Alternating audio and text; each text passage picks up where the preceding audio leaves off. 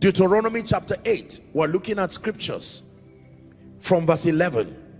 You must be tested and proven in order to be honored by God.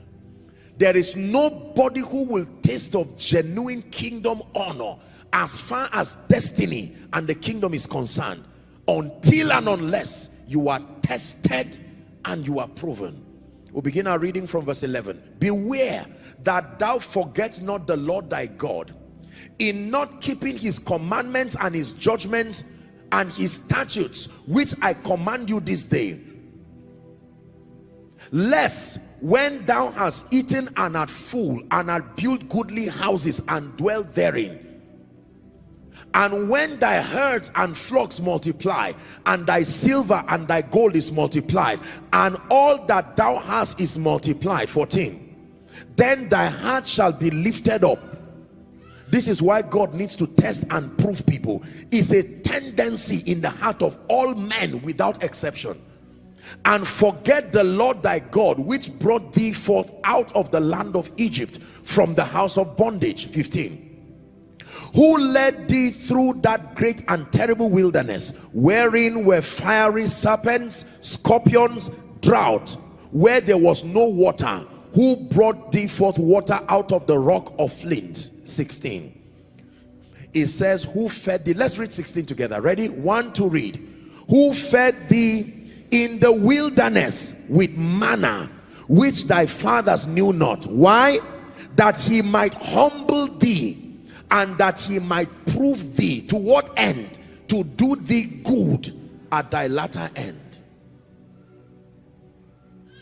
Let me tell you sincerely, God tests people. God proves people.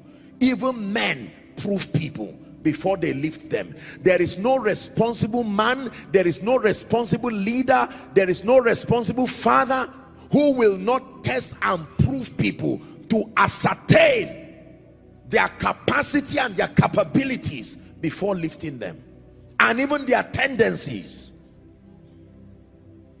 You must be tested. And Psalm 66 verse 12. Psalm 66 and verse 12. Thou hast caused men to ride over our heads. We went through fire and through water, but thou broughtest us into a wealthy place. But before we got there, you caused men to ride over our heads. We went through fire and we went through water. Which one is better, fire or water?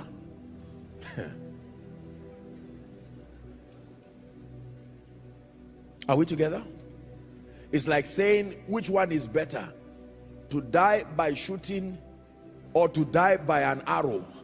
All of them will cause something to your body and you will still die. You cause men to ride over our heads.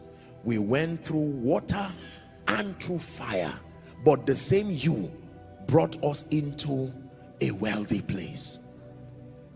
Process is very powerful.